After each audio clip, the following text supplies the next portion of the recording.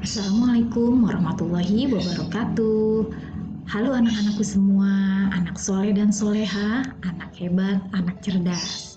Hari ini Ibu akan menjelaskan tentang ilmu pengetahuan alam IPA, tema 7, indahnya keragaman negeriku, subtema 3, indahnya persatuan dan kesatuan negeriku.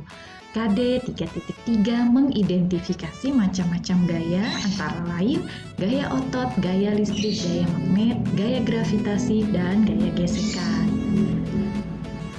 Menjelaskan gaya magnet dan gaya gravitasi. Gaya magnet. Gaya magnet adalah gaya tarik atau gaya tolak yang ditimbulkan oleh sebuah magnet terhadap suatu benda. Pertama kali batu magnet ditemukan tanpa sengaja di kota Magnesia di wilayah Asia kecil sekitar 400 tahun yang lalu. Karena ditemukan di kota Magnesia, batu itu disebut magnet. Benda yang dapat ditarik dengan kuat oleh magnet disebut benda ferromagnetik, misalnya besi, baja, dan nikel.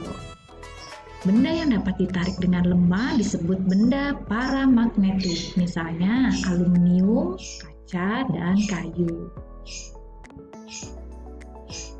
Berikut ini adalah sifat-sifat magnet. Yang pertama, magnet memiliki gaya tarik. Contoh benda yang dapat ditarik magnet antara lain benda yang terbuat dari besi atau nikel. Semakin dekat jarak benda dengan magnet, maka akan semakin kuat gaya tariknya. Seperti terlihat pada gambar, sebuah magnet menarik paku yang terbuat dari besi. Yang kedua, gaya tarik magnet dapat menembus benda-benda tertentu.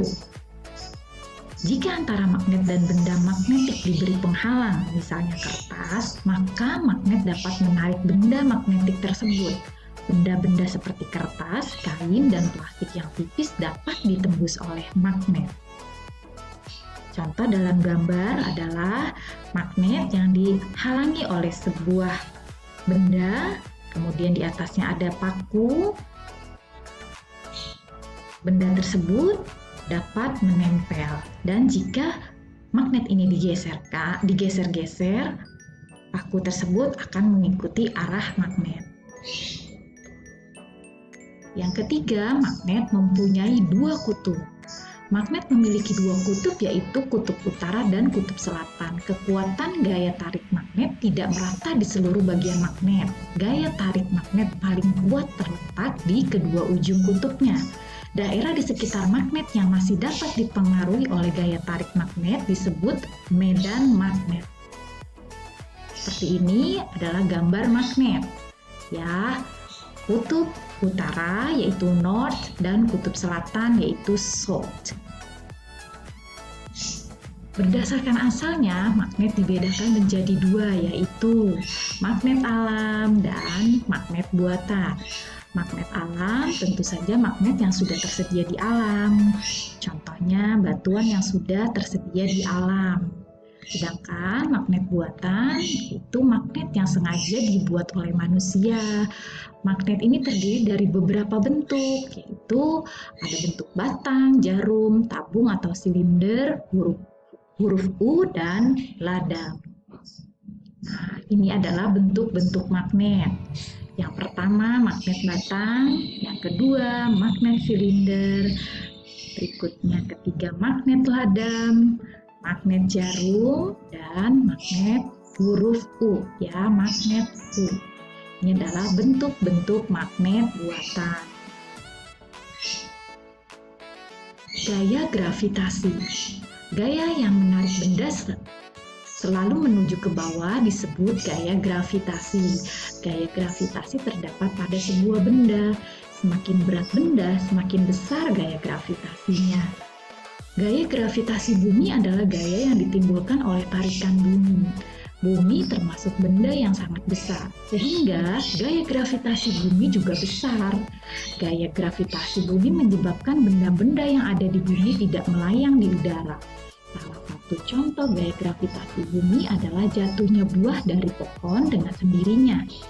Peristiwa ini terjadi karena gravitasi bumi selalu menarik semua benda menuju permukaan bumi. Besar kecilnya gaya gravitasi bumi terhadap suatu benda dipengaruhi oleh jarak benda dari pusat bumi. Semakin jauh jarak benda dari pusat bumi, maka akan semakin kecil gaya gravitasinya. Berat suatu benda tidak mempengaruhi kecepatan jatuh benda tersebut, melainkan bentuknya. Misalnya, terdapat dua kertas yang beratnya sama. Satu kertas berbentuk lembaran dan lainnya berbentuk gumpalan.